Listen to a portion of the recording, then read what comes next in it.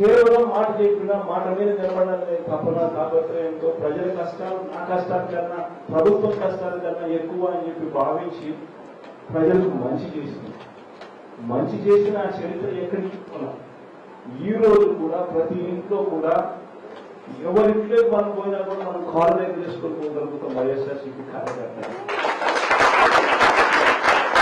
నేనే కాలరైజ్ చేసుకుని పోగలుగుతాం ఓడిపోయినా కూడా కాలరైజ్ చేసుకుని పోగలుగుతాం వైఎస్ఆర్సీపీ కార్యకర్తలు ప్రతి ఇంట్లో మా ప్రభుత్వంలో మేము చెప్పిందంతా చేసినాము అని చెప్పి ప్రజలను మనం అడిగినప్పుడు సంతోషంగా అవునమ్మా మీరు చేసినారు అని చెప్పే మాట ప్రజల నుంచి మనకు వినిపించే పరిస్థితిలో మనం ఉన్నాం అని నేను అప్పటికే అడుగుతా ఉన్నాను. ఈరోజు తెలుగుదేశం పార్టీలోకి ఉన్న వాళ్ళు కానీ తెలుగుదేశం కార్యకర్తలు కానీ తెలుగుదేశం పార్టీలోకి పోయిన ఈ కార్పొరేటర్లు కానీ మీరు ఎవరైనా ప్రజల దగ్గరికి వెళ్ళి అమ్మా ఎక్కువ చంద్రబాబు నాయుడు ఎన్నికలప్పుడు చెప్పిన సూపర్ 6 సూపర్ 7 అని చెప్పినాడు. ఈ రోజు చెప్పిన వీళ్ళంతా కూడా ప్రజల దగ్గరికి వెళ్ళి మేము చేసినాము అని చెప్పి ప్రజల దగ్గరికి జరుగుతారా? వాళ్ళు ప్రజల ఇళ్ళకి పోవాలంటే భయపడే పరిస్థితి. ఎందుకంటే ఇళ్ళకు పోయినారంటే ప్రతి ఇంట్లో కూడా చిన్నపిల్లలు నా 15,000 ఏమైనా అడుగుతారు, చిన్నపిల్లలు నా 18,000 ఏమైనా అడుగుతారు, అక్కలు పెద్ద నా 48,000 ఏమైనా అడుగుతారు, రైతులు నా 20,000 ఏమైనా అడుగుతారు, ఇంకా ఉద్యోగం కోసం ఎత్తుకునే పిల్లలు నా 36,000 ఏమైనా అని అడుగుతారు. ఏ కార్యకర్త కూడా తెలుగుదేశం కార్యకర్త కూడా ఏ ఒక్కరి ప్రజల ఇళ్ళకి లేకపోయే పరిస్థితి లేదు. నేను ఎందుకు ఈ మాట చెప్తా ఉన్నానంటే 6 గంటలు అయిపోయింది. కన్ను మూసుకుంటే కన్ను తెచ్చేసరికి 7 గంటలు అయిపోయింది. సమయం గడిచే కొద్దీ నెలలు గడిచే కొద్దీ చంద్రబాబు నాయుడు భయం ఎక్కువ అవుతుంది, వాళ్ళ కార్యకర్తల్లో ఇంకా గుమ్ములు ఎక్కువ అవుతుంది. మనం రెట్టించిన ఉత్సాహంతో మనం ఇంకా ఎక్కువ పెరుగుతాం. అందరూ కూడా ఉంటే ఆలోచన చేసుకుంటాం. ఒక రాత్రి వచ్చిన తర్వాత ఒక పగలు రాత్రి కన్ను మూసుకుంటే 2-3 సంవత్సరాలు కూడా కన్ను మూసుకుంటే అయిపోతుంది. దాని తర్వాత వచ్చేది మన ప్రభుత్వంలో ఎవరైతే కష్టాల్లోనూ నష్టాల్లోనూ నాతో పాటు ఎవరైతే ప్రయాణం చేసినారో వాళ్ళందరికీ కూడా మంచి రోజులు వస్తాయన్నమాట.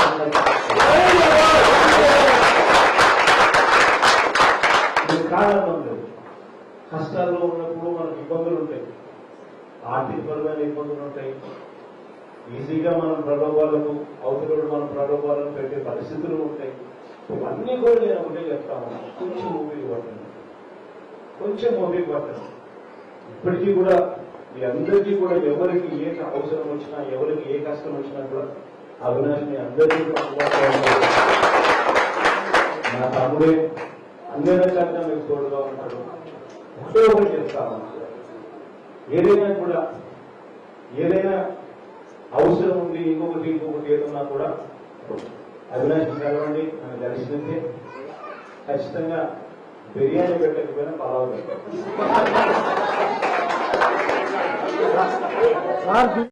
మీ అందరూ కడప జిల్లా నుంచి మీ బిడ్డను ముఖ్యమంత్రి స్థానంలో కూర్చోబెట్టిన పరిస్థితులు ఏదైనా ఉన్నాయంటే మీ అందరి దీవెనలు.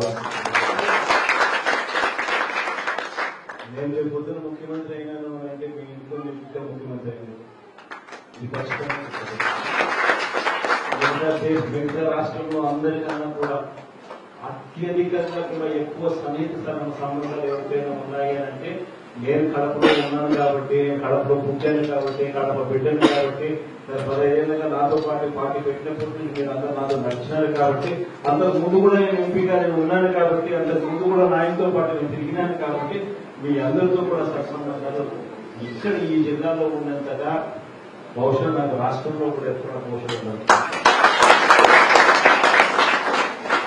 అందరూ కూడా చాలా మందితో ఆ రకమైన అనుబంధాలు, ఆ రకమైన సంబంధాలు ఉన్నాయి. కాబట్టి ఈ టైంలోనే మీరందరూ కూడా కష్ట సమయంలోనే మీరందరూ కూడా నన్ను ఇంకా వెన్నుతట్టి రాష్ట్రంలోకి మీరు చూడు జగన్, జిల్లా మాకు వదిలిపెట్టేసి జిల్లా మేము చూసుకుంటాము అని మీరంతా నన్ను ప్రోత్సహించి పంపించాల్సిన సమయం కూడా వచ్చింది. ఎందుకంటే నేను కూడా ఫాస్ట్ గా ప్రజల్ని పోవాల్సిన అవసరం ఉంటుందో అనుకోలే. కానీ చంద్రబాబు నాయుడు గారు పాలన ఎట్లుందనంటే ఓ పక్క సూపర్ 6 లేవు, సూపర్ 7 లేవు, మరోవైపు చూస్తే బాధుడే బాధుడు అనే కార్యక్రమంతో నిజంగా ప్రజలు ఇబ్బందులు పెట్టే కార్యక్రమం జరుగుతా ఉన్న మధ్యలో నేపథ్యంలో మనం కూడా పోరుబాటు మనం వెంటనే మనం కూడా పోరుబాటు చేయాల్సి వస్తుంది. అందుకని రైతులకు సంబంధించిన విషయాల మీద మనం ఈ మధ్య కాలంలోనే ఒక ధర్నా చేసినాం. ఈ 27వ తారీఖున మనమంతా కూడా కరెంటు బిల్లులకు సంబంధించి ఇంకొక ధర్నా చేయబోతా ఉన్నాం.